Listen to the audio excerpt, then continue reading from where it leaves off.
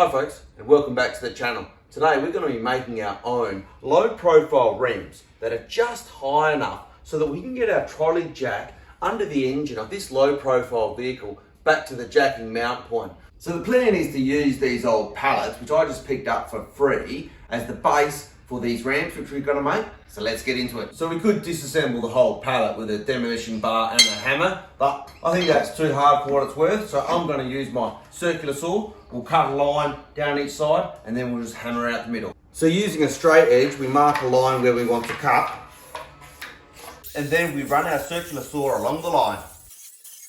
And then the same for the other side.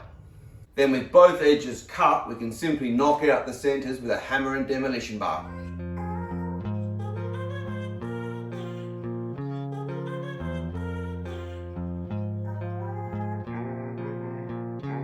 So then we flip it over and get the other three off in the same fashion.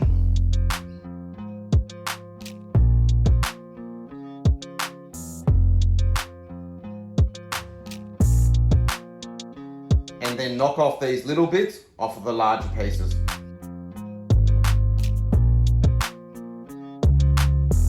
So looking at what we got out of one pallet, you can see we've got 3 thicker pieces of timber there, and then we got a bunch of smaller pieces. But then looking around here, what I actually picked up this pallet here, which has got a complete ply top on it. I wasn't sure what I was going to do with it, but I think I'm actually going to use that. I'm going to take the ply top and I'm just going to use this wood out of one pallet. And what my plan is I'm going to cut each of these thicker ones in half, and that'll give me 6 pieces. So I'll be able to get 3 pieces wide out of that, which is plenty wide enough to drive up on. And then with the thickness of that ply there, we'll have, approximately that thick. Now that's more than enough to get the car up so I can get the jack under the front. So I'm thinking that's what I'm going to do. And this will be used to hold all of these pieces together. So what we're going to do is cut these ones in half with a circular saw and take from there.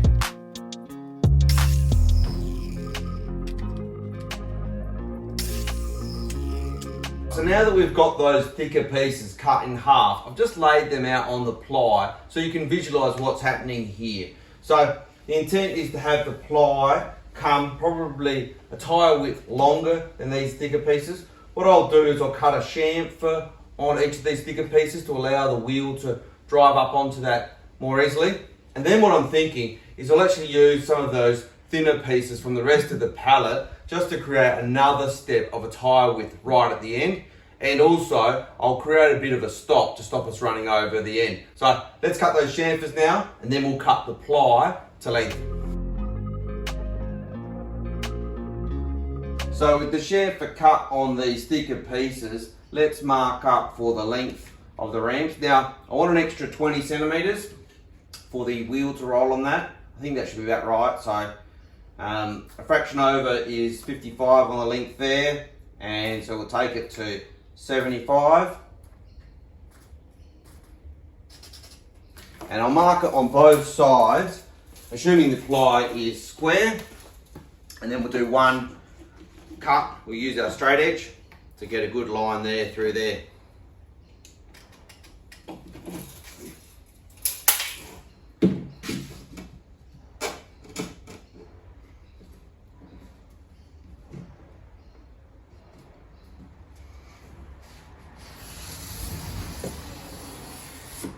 Looks good. And then we'll cut that edge with our circular saw whilst the pallet is all still together. So now let's cut it to width.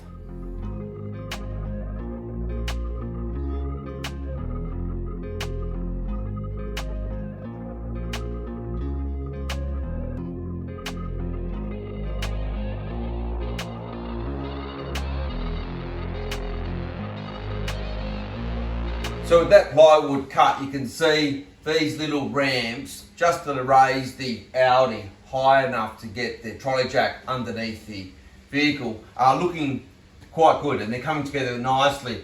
I can see that the height we're already getting out of that is going to be more than enough to allow me to slide that trolley jack. So I won't actually put that other piece along the top like we talked about before. But what I will do is I'll use a piece of this small wood there, and I'm going to create a stop on the end so that we don't run over the top.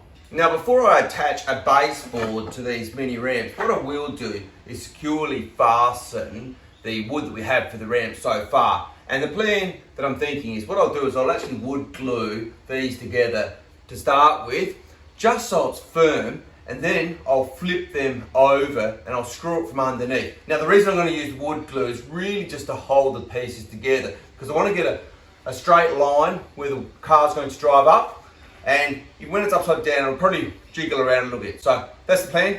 We'll put some wood glue on first and then we'll screw it from underneath.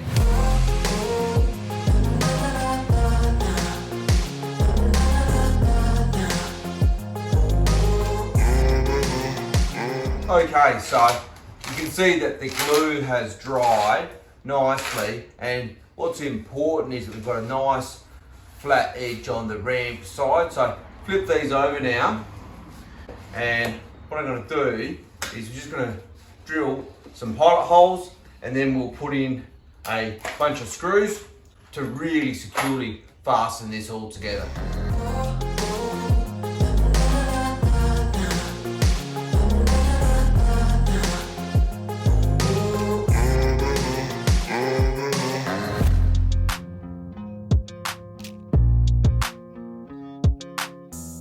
As you can see, they are fully screwed and glued now, so those extra pieces of wood are not going anywhere on either of these. So all we've got to do now is to mount up the stop on the end and we're good to go.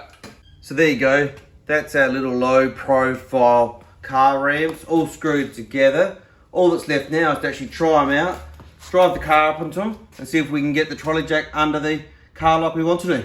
So as you can see, I've slid those ramps in either side under the front of the Audi, which is low profile, and they've got heaps of clearance. So all that's left to do is to drive it up. So really happy with that. That drove up really easily, and you can see it's up nicely on both sides there. So all that's left now is to actually test it with the trolley jack to see the clearance of the trolley jack. So just grabbing the trolley jack, and you can see now we have got so much clearance to get in, and we back to that jacking point, and we can actually jack the handle.